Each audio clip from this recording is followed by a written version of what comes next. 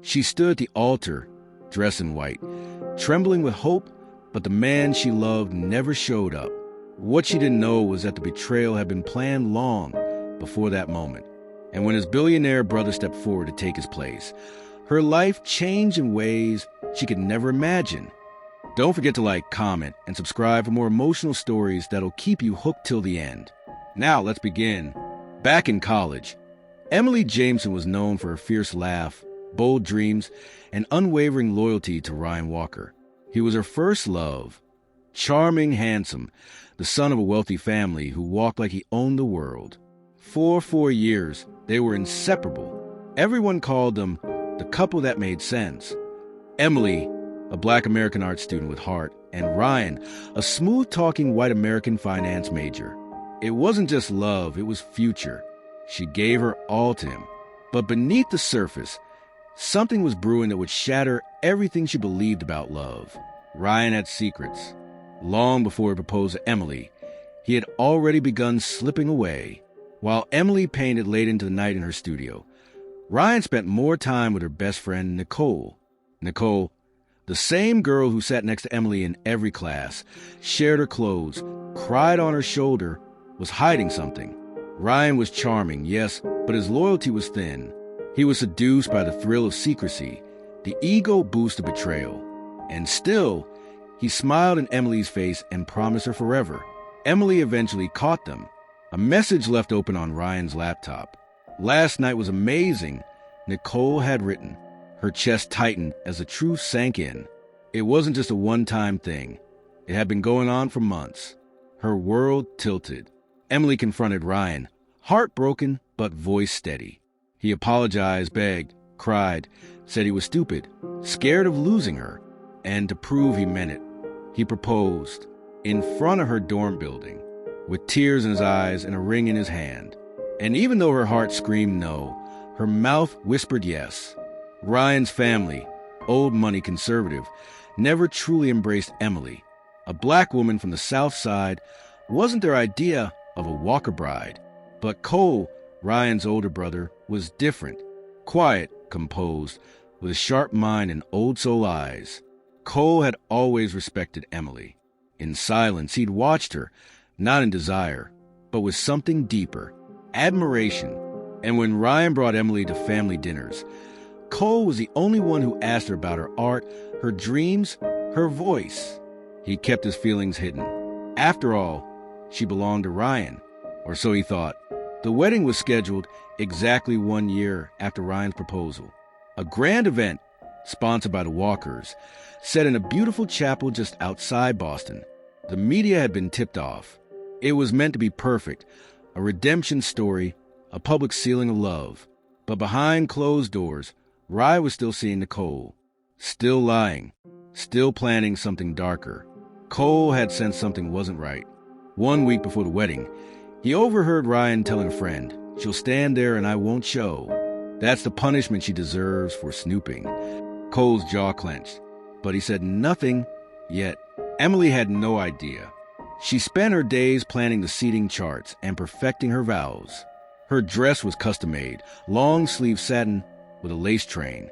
Her hair was styled in soft coils, her makeup subtle but radiant. She looked in the mirror and whispered, "This is my new beginning." Her mother kissed her cheek. Her friends took selfies. Everything looked like a dream. But deep down, Emily felt something off. A strange quiet, a stillness that didn't belong on a wedding day. She shrugged it off, thinking maybe it was nerves. 30 minutes before the ceremony, the chapel was full. Guests murmured in excitement. Photographers clicked.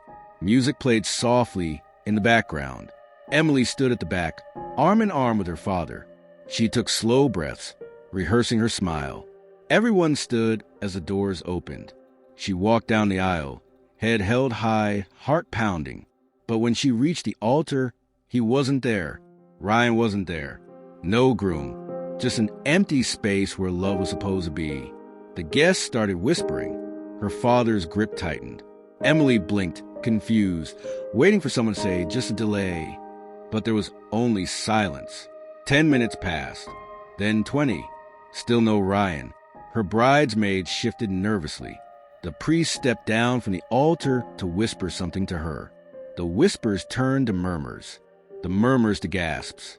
Her heart dropped to her stomach. This wasn't happening. She looked around, no sign of him. Her vision blurred. Her lips trembled. And then, in the middle of the chaos, a tall figure rose from the crowd. Cold, calm, confident. His eyes met hers. He stepped forward, past the pews, past the whispers. Then he did something that made the entire room go still. "I'll marry her," Cole said, loud and clear. The chapel froze. Emily's mouth parted in shock. Her father turned toward him, stunned. Cole stood at the altar, his expression unreadable. "This family will not disgrace her like this. I'll take Ryan's place." Emily stared, overwhelmed, heart shattered. She didn't know what to feel. Was this mercy or madness? But in that moment, surrounded by humiliation, she saw something in Cole's eyes she had never seen in Ryan's. Sincerity, quiet strength, honor. The priest looked at her. "Emily, do you accept?" The world held its breath. With tears in her eyes and a voice that barely held steady, Emily nodded. "Yes." The chapel erupted into quiet gasps and murmurs. Cole stepped closer, took her hand gently, and placed the ring on her finger. It was surreal. A new name, a new future, born from betrayal. Emily didn't smile. She didn't cry. She simply breathed. As the priest announced them husband and wife, she whispered inside, "If this is a dream, please don't wake me up." Her heart was broken, yes, but not destroyed. Not yet. The ride to the hotel was silent. Emily sat beside Cole in the back of a black town car, hands clasped tightly in her lap. The dress she had once chosen with joy now felt like a costume. She stared out the window, replaying the altar in her mind. Cole didn't speak. He just sat beside her, giving her space. When they arrived at the penthouse suite, he opened the door for her, then turned away. "I'll sleep in the guest room," he said softly. "I didn't do this to make things harder." Emily nodded. Her voice had left her. Days passed in slow motion. Emily remained quiet, locked in a fog of disbelief and pain. Headlines exploded online. Runaway groom shocks society wedding. Her phone buzzed endlessly. Messages from friends, distant relatives, strangers. She didn't answer. Cole managed the press, shielding her from interviews and public shame. He sent her flowers, but never crossed boundaries.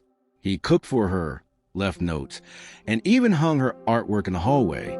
It wasn't love, not yet, but it was comfort. He was trying, and for the first time, Emily began to feel something unexpected. Safe. Emily eventually asked Cole the question that haunted her. "Why did you do it?"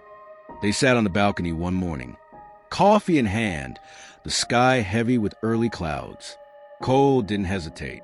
"Because you didn't deserve what Ryan did.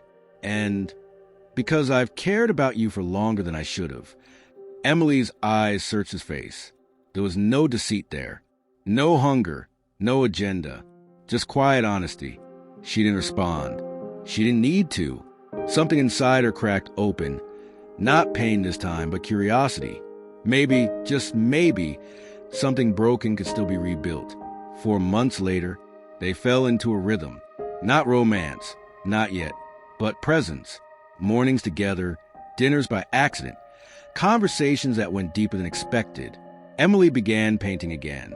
Her studio overlooked the city skyline, and Cole had it renovated without asking, simply so she could feel free again. He asked her questions Ryan never cared about. "What does color feel like to you? When did you fall in love with art?" Little by little, the walls around her heart began to soften. Not melt, but soften. He never asked for more. He just stayed. The first time Cole touched her hand, it wasn't planned. They were at a gallery opening. Emily had agreed to show her work again, something she never thought she'd do. She stood nervously by her painting, fingers shaking. Cole slipped beside her and gently took her hand. "You're brilliant," he whispered. "That's all. No theatrics. Just steady warmth." Emily didn't pull away. She let his hand hold hers. In that moment, it wasn't about their strange beginning or the pain she still carried. It was about now. And for the first time in a long time, now didn't feel empty. By the 7th month of their marriage, Emily had stopped checking her phone for messages from Ryan. She had stopped wondering what Nicole was doing. The bitterness slowly faded, replaced by quiet peace. She started teaching art classes for underprivileged teens. Cole would drive her and wait outside until her classes ended. Sometimes, they'd grab dinner at a small diner. She laughed again, not forced, but real. Cole never rushed her. He knew love couldn't be forced out of gratitude. And then one night, as rain tapped against their windows, she kissed him, softly, willingly, and nothing was the same. The kiss was followed by silence, the kind of silence that held emotion rather than absence. Cole held her gently, his hand cradling her cheek. "You don't have to explain," he whispered. "I just want you to feel safe." Emily smiled faintly. "I do." They didn't make love that night. Instead, they lay beside each other, their hands intertwined, as rain whispered stories across the rooftop. It wasn't fireworks. It wasn't sudden. It was deeper, steady, real. After everything she had lost, she was finally starting to trust again. 9 months later, their son was born on a warm spring morning. His name was Jordan. He had Emily's eyes and Cole's calm smile. The moment she held him, something inside her healed. All the pieces that had been scattered by betrayal came together in that delivery room. Cole held her hand through every push, every cry. When Jordan finally came into the world, Cole kissed her forehead and whispered, "Thank you for giving me a family." Emily didn't respond right away. Her heart was too full. She just looked at her son and knew. Love had found her when she least expected. Ryan found out months later, through a social post. A mutual friend had shared a picture of Emily, Cole, and baby Jordan at a park. Ryan stared at the image for hours, stunned. The woman he thought he could toy with had moved on, built a life, and was smiling again. His relationship with Nicole had crumbled. She had married someone else and cut him off completely. He had nothing left, no love, no family support, not even his pride. He tried calling Emily once. She didn't answer. She had long deleted his number. He showed up at her gallery one evening, uninvited. Cole wasn't there. Emily was surprised, but calm. Ryan tried to smile, tried to charm her like old times. "I just wanted to see you," he said. "You look good." She looked at him for a long moment. "Why are you really here?" she asked. He faltered. "Because I messed up. You were mine first."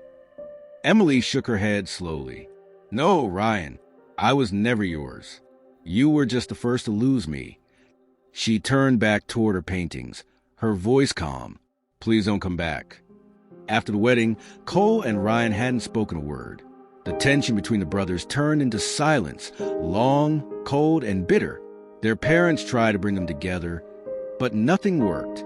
Cole moved out of the family estate entirely. He bought a quiet home in the countryside with Emily, far from cameras, press, and shame. Ryan, still clinging to his ego, refused to apologize. He stole her, he told anyone who would listen, but deep down he knew Cole hadn't stolen anything. Ryan had destroyed it himself, and now he was watching someone else treasure what he threw away. The Walker family name took a hit after the public altar disaster. Reporters dug into Ryan's behavior. Rumors spread. The family board questioned his maturity. Their father, a man obsessed with legacy, was furious but silent. Only their mother visited Cole and Emily now, quietly, lovingly, bringing baby gifts and asking about Jordan. "He has your calm," she'd tell Cole, and Emily's fire. Ryan, on the other hand, stopped coming to family dinners altogether. Even Nicole moved on and married a lawyer out of state.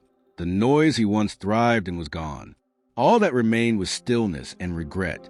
One night, Cole found Ryan waiting outside their home. He hadn't called, hadn't written, just appeared. Cole stepped out, surprised, but not angry. Ryan looked thinner, worn out. "I just wanted to see him," Ryan said, glancing at the light upstairs. "Your son." Cole's jaw tightened.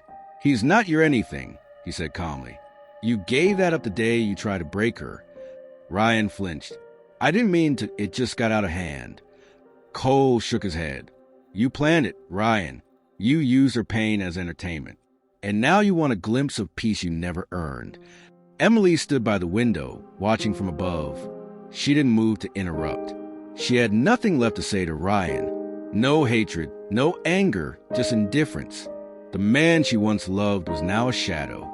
The college boy she believed in had disappeared the day he betrayed her with Nicole and left her humiliated in front of the world. That kind of pain doesn't disappear. It changes you. And she had changed. She wasn't the same girl waiting for love. She was now a wife, a mother, an artist, and a woman who knew exactly what she deserved. Ryan left that night without saying another word. He walked away with his hands in his pockets, shoulders heavy with the weight of everything he lost. He would never again be part of Emily's world. No second chances, no friendship, no visits. He had traded a lifetime of love for a moment of pride. And now, the silence he feared the most had become his daily companion. Emily didn't speak of him again. Cole never brought him up. And baby Jordan would grow up not knowing the name of the man who once stood at the altar and never arrived. Back in their home, Cole sat beside Emily in the nursery.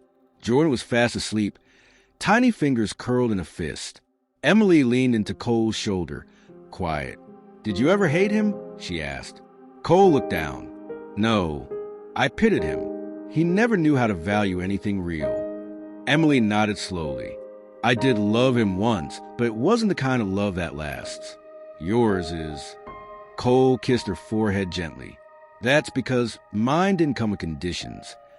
They didn't need grand decorations. Just that presence, peace, and the quiet knowing that the past no longer owned them. Emily's art flourished again. She painted with more truth, more emotion, and more color than ever before. Her new series, titled After the Fire, was displayed at a major gallery in Chicago. Every piece told a story, a betrayal rebirth, and rising above the ashes. Critics raved. Buyers lined up. But Emily never painted for applause. She painted for herself and for the women who had been humiliated, broken, or forgotten. Cole stood beside her at every showing, holding her hand silently. He was never the loud one, just the steady one, the one who chose her and never left. At one of her shows, a reporter asked Emily, if you could speak to the girl who stood at the altar that day, what would you tell her? Emily paused, thoughtful. I'd tell her she's going to survive, that the worst day of her life will lead to the best love she's ever known, and that the pain wasn't the end, it was just the beginning. She smiled. You don't always get the love you expect, but sometimes you get the love you actually need. The room applauded softly, but the words weren't for them. They were for her. Ryan still lived in Boston, far from the spotlight now. He passed the chapel sometimes, the one where everything fell apart. Sometimes he stood outside just staring. No cameras, no fans, just a man and his regrets. His name no longer opened doors. His smile no longer charmed anyone. His charm had rotted into silence. And every time he thought of Emily, he saw her not as the girl who once loved him, but as the woman who walked away and never looked back. That memory haunted him more than any failure ever could. On their second anniversary, Cole surprised Emily with a framed photo. It wasn't their wedding. It was a candid shot he had taken the morning after. Emily asleep on the couch, curled up in her wedding gown, a sketchbook in her lap. This, he said, is the moment I knew you were going to be okay. Emily smiled, tears in her eyes. You saw me broken. He shook his head. No, I saw you beginning. She kissed him softly. The pain was now history, and in its place was something stronger. Peace, love, and the life she was meant for. Emily walked into Jordan's room that night, brushing her fingers across his crib. He stirred slightly but didn't wake. She looked out the window, the stars clear and quiet. Cole walked up behind her, wrapping his arms around her waist. Do you still think about that day? He asked. Emily took a deep breath. Sometimes, but not with sadness. She turned to face him. He met me first, but you found me when I was lost, and you never let go. Cole smiled, kissed her forehead, and whispered, forever. And this time she believed it.